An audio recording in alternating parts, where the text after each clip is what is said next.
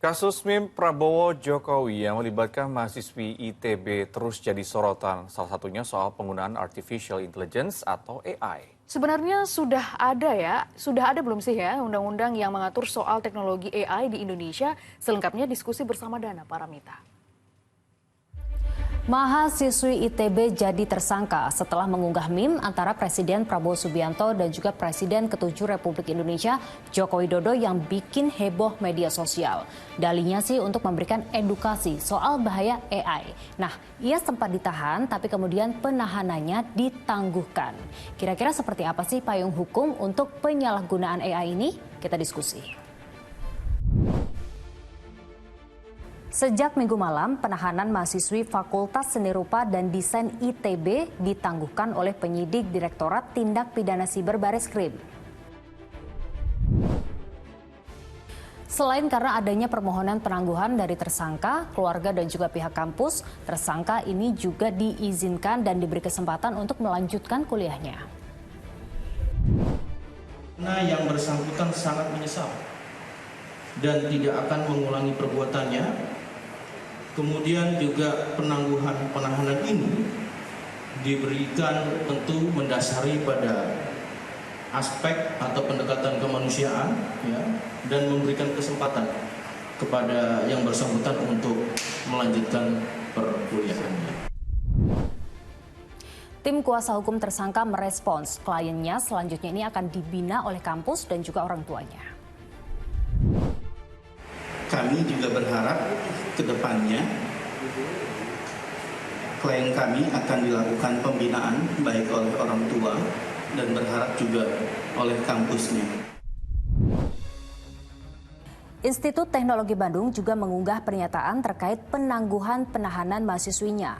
Di situs resminya, ITB mengucapkan terima kasih dan berkomitmen akan memberikan pembinaan akademik dan karakter kepada yang bersangkutan. Nah, pakar hukum pidana menilai penahanan dan penetapan tersangka mahasiswi ITB itu dinilai berlebihan. Ya, ini yang menurut saya berlebihan. Karena apa?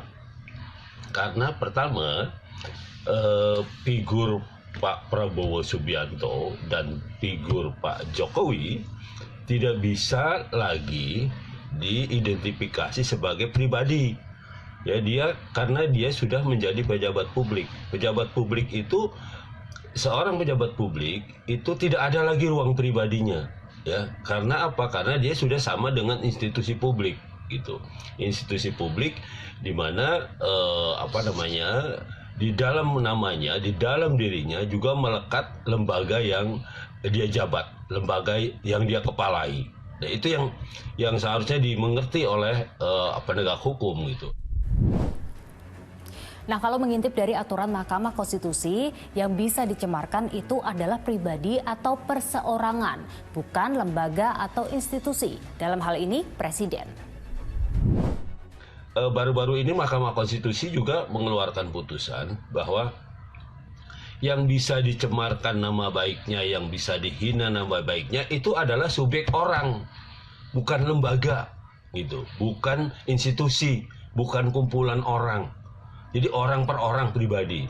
Nah, karena itu menurut saya penetapan ini juga bertentangan dengan putusan Mahkamah Konstitusi itu, gitu.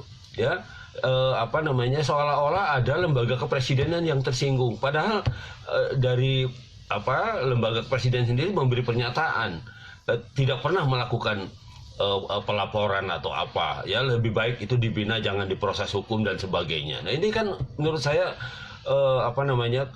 berlebihan, gitu. Nah, karena itu saya menghimbau Presiden Jokowi memperingatkan kepada Kapolri atau kepada kepolisian yang menetapkan itu, jangan sampai timbul kesan bahwa pemerintahan Pak Prabowo ini sebagai pemerintahan yang anti kritik, pemerintahan yang anti demokrasi.